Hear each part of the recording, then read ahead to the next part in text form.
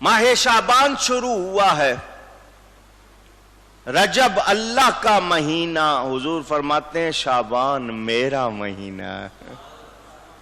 کیا فرمایا آقا نے؟ شعبان میرا مہینہ ہے، فرمایا رمضان میری امت کا مہینہ ہے۔ رجب ہوا، اب شعبان شروع ہوا، اللہ ہم سب کے لیے مبارک فرمائے۔ یہ آیت کے حوالے سے موضوع انشاءاللہ اگلے جمعے میں نے آج 2 باتیں کرنی ہیں۔ جسے آقا اپنا مہینہ فرمائیں، ہر مومن کو پیارا ہے یا نہیں؟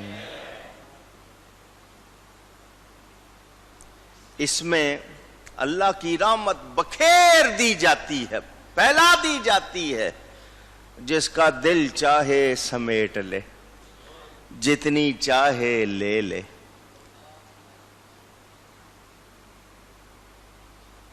رجب میں بیج بویا، شعبان میں پانی دیا، رمضان میں کھیتی لے لی۔ اس مہینے کی 2 تاریخ، شعبان کی آواز آئے؟ ہاں جی، اب یاد ہوگا۔ یہ جو آیت ہے درود و سلام کی، ان اللہ و ملائکتہ یصلون علی النبی یا ایھا الذین آمنوا صلوا علیہ وسلموا تسلیما، اللہم صل وسلم وبارک علی سیدنا محمد وعلی آلہ وصحبہ۔ یہ شعبان کی 2 تاریخ کو نازل ہوئی تھی۔ یہ درود و سلام کی آیت کے نزول کا مہینہ ہے۔ حضور فرماتے ہیں میرا مہینہ، پھر درود و سلام کی آیت کے نازل ہونے کا مہینہ۔ اس مہینے کی 3 تاریخ کون سی؟ اونچی، برتھ ڈے، تاریخ ولادت، تاریخ پیدائش، فخر کونین حضرت سیدنا امام حسین رضی اللہ تعالی۔ ان کی آج ہے 3 ہمارے حساب سے 3 تاریخ ہے نا آج، پاکستان کے حساب سے آج ان کی تاریخ پیدائش ہے۔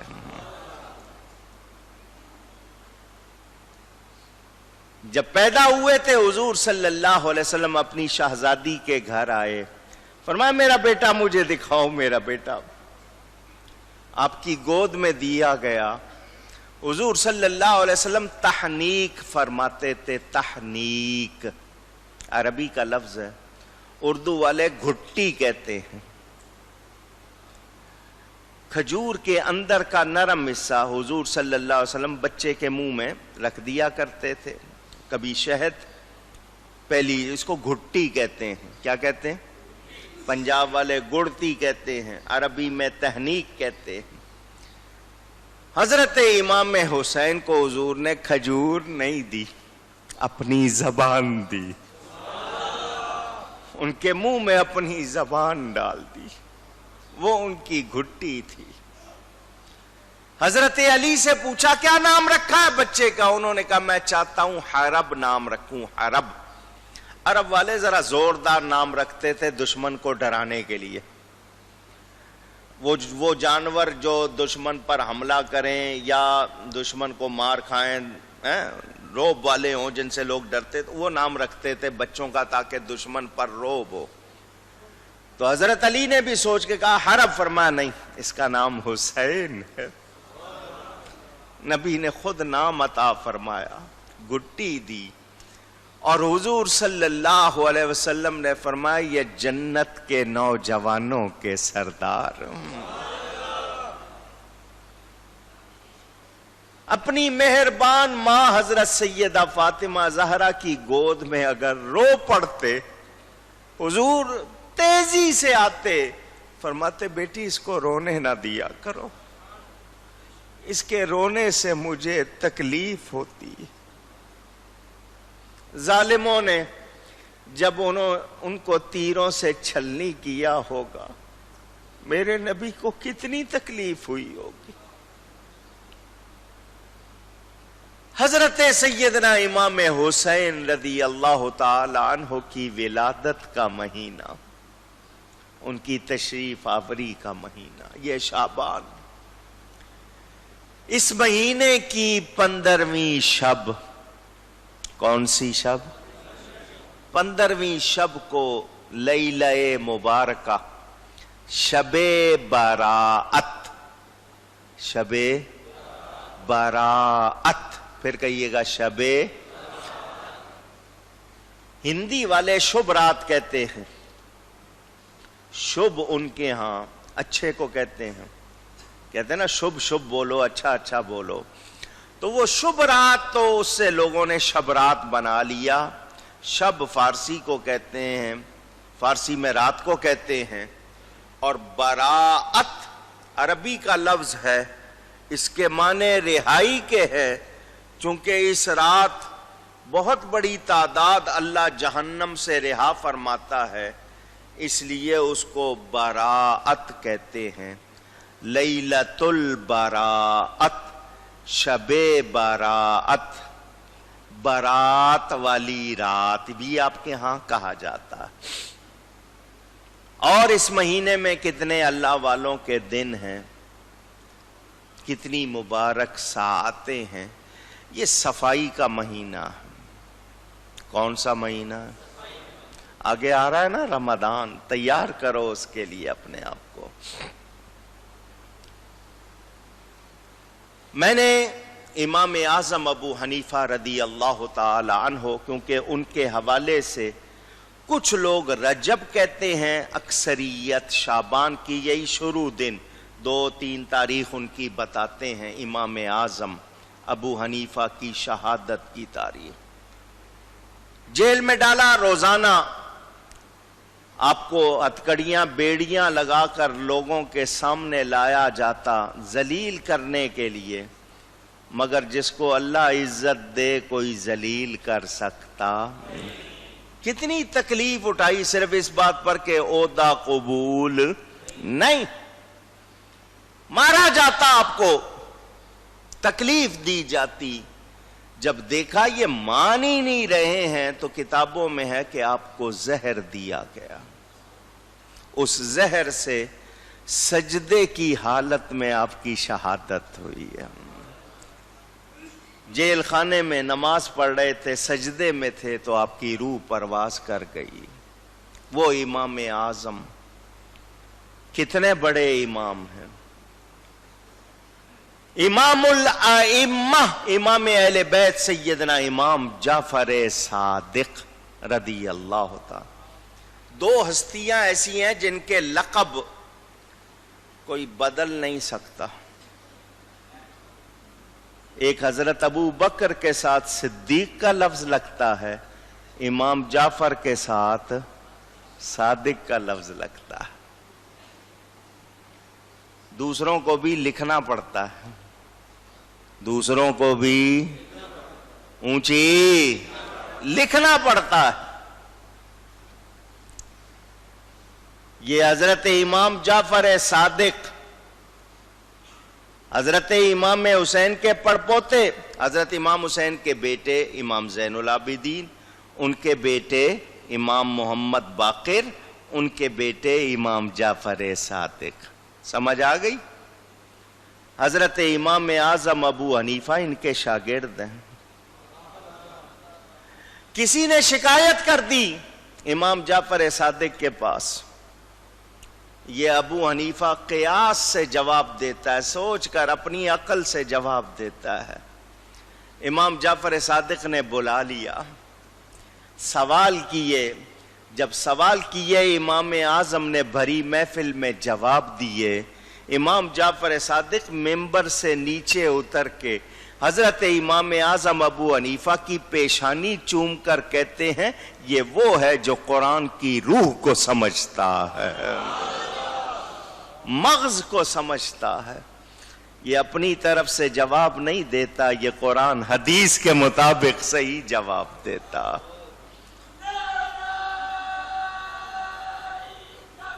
اللہ اکبر یا رسول.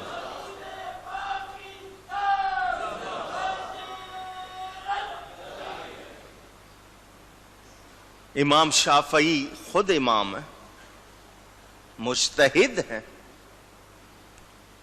وہ کیا کہتے ہیں؟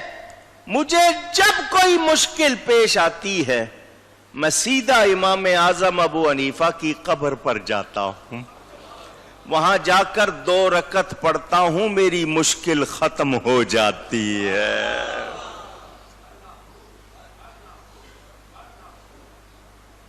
وہ امام اعظم ابو حنیفہ. قیامت کا دن ہوگا،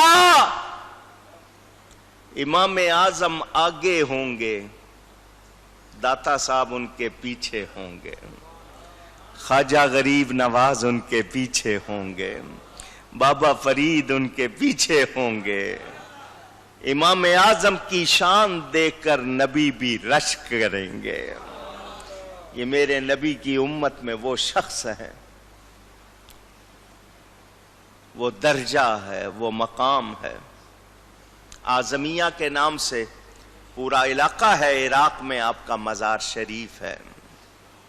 اللہ تعالی اس کی حفاظت فرمائے.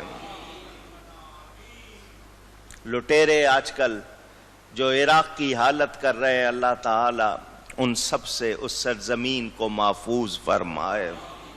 انبیاء و اولیاء کی سرزمین، ملک شام، عراق، فلسطین، اللہ اس کی حفاظت فرمائے. سیدنا امام اعظم نام ہے نعمان. ابو حنیفہ کنیت، ابو حنیفہ کے معنی سیدھے دین والے. بڑی شان ہے، بڑا مرتبہ ہے، بڑا مقام ہے ان کا. اور پھر میں نے آپ کو بتایا یہ تمام اماموں میں بڑے ہیں، اس لیے ان کو امام اعظم کہا جاتا ہے. فقہ کے تمام اماموں میں بڑے ہیں. آپ لوگ نام سنتے ہیں بخاری شریف، مسلم شریف، حدیث کی مشہور کتابیں جنہوں نے ترتیب دی. اب امام بخاری کو کتنا بڑا امام مانا جاتا ہے. امام بخاری امام اعظم کے شاگردوں کے شاگردوں کے شاگرد ہیں. یعنی امام اعظم امام بخاری کے استادوں کے استادوں کے استاد ہیں. امام اعظم کی یہ شان، مقام. مسئلے کیسے حل کرتے تھے؟ چٹکیوں میں. پڑھنا ہو تو پڑھیں، ان کے تقوی کا حال پڑھیں، ان کی عبادت کا حال پڑھیں. ان کی وجہ سے ہم حنفی کہلاتے ہیں. کیا کہلاتے ہیں؟ اونچی حنفی. امام شافعی کے ماننے والے شافعی، امام مالک کے ماننے والے مالکی، امام احمد بن حنبل کے ماننے والے حنبلی. یہ چاروں امام سنی ہیں، مگر ان میں سب سے بڑے کون ہیں؟ امام اعظم ابو حنیفہ. اور پوری دنیا میں سب سے زیادہ حنفی ہیں، سب سے زیادہ حنفی. چاروں سچے ہیں، چاروں پیارے ہیں، مگر ان کے صحیح مقلد ہوں، صحیح ماننے والے ہوں، ہمیں کسی پر اعتراض نہیں ہے. جو نہیں مانتے ان کو غیر مقلد کہتے ہیں، ان کا نیا نام وہابی. جو کسی امام کو مانتے نہیں. امام اعظم ابو حنیفہ. یہاں کچھ لوگ تقلید پر اعتراض کرتے ہیں، بس یہ 2 باتیں کروں اور ختم. تقلید، آپ بھی کہیں، تے قاف لام یہ دال، تقلید. کسی کو دین کا سچا عالم مان کر کہ یہ شخص واقعی دین کو صحیح جانتا ہے، اس سے دین کی کوئی بات پوچھنا، فروعی مسائل، عقیدے نہیں، کوئی بات پوچھنا، وہ جو جواب دے بغیر دلیل کے مان لینا. کسی کو عالم کو، مثلا آپ مجھ سے پوچھیں مولانا صاحب یہ مسئلہ کیسا ہے تو میں جو جواب دوں آپ آگے سے مجھ سے دلیل نہ مانگیں، کیونکہ آپ کو مجھ پر یقین ہے میں جو جواب دوں گا قرآن حدیث سے دوں گا، اپنی طرف سے نہیں دوں. تو بغیر دلیل کے مان لینا، اس کو تقلید کہتے ہیں. کیا کہتے ہیں؟ تقلید. عام آدمی جو قرآن حدیث سے خود مسئلہ نہ نکال سکے اس کے لیے تقلید لازمی ہے، ورنہ وہ چل سکتا عمل کر سکتا نہیں. ہم ہیں مقلد، تقلید کرتے ہیں مقلد. جو تقلید نہیں کرتے وہ غیر مقلد. وہ کیا ہیں؟ قرآن سے ثبوت موجود ہے تقلید کا، حدیث سے ثبوت موجود ہے. اور میں نے بتایا غوث اعظم مقلد، داتا صاحب مقلد، خواجہ غریب نواز مقلد. تو کیا ان کو دین کی سمجھ نہیں تھی؟ پوچھ رہا ہوں. اونچی. آج کوئی کہے کہ نہیں تو پھر وہ جو نہیں کہنے والا وہ اپنا کام خراب کر رہا ہے. جو لوگ تقلید شخصی یا دوسری باتیں کرتے ہیں، اس پر میں تقریریں بھی کر چکا ہوں، جواب بھی دے چکا ہوں. صرف ان کا یوم مبارک مناتے ہوئے امام اعظم کا ان کی بارگاہ میں ہدیہ عقیدت پیش کر کے کہتا ہوں وہ ہمارے امام ہیں، اماموں کے امام ہیں، مسلمانوں کے امام ہیں. نبی کی امت کے وہ ایسے ہیں کہ امت کے درمیان جیسے آفتاب ہوتا ہے، وہ سراج الامہ امت کے لیے آفتاب ہیں. بڑی شان ہے، بڑا مقام ہے. اللہ ان پر کروڑوں رحمتیں فرمائے، کروڑوں رحمتیں فرمائے. بہت بڑی ہستی ہے امام اعظم، بہت بڑی ہستی ہے. بڑا احسان ہے ان کا ہم پر. تو آج ان کا یوم مبارک بناتے ہوئے میں نے چند باتیں ہدیے کے طور پر عرض کی. گفتگو میں کہیں کوئی غلطی ہوئی ہو اللہ کی بارگاہ میں توبہ کرتا ہوں. وآخر دعوانا ان الحمد للہ رب العالمین.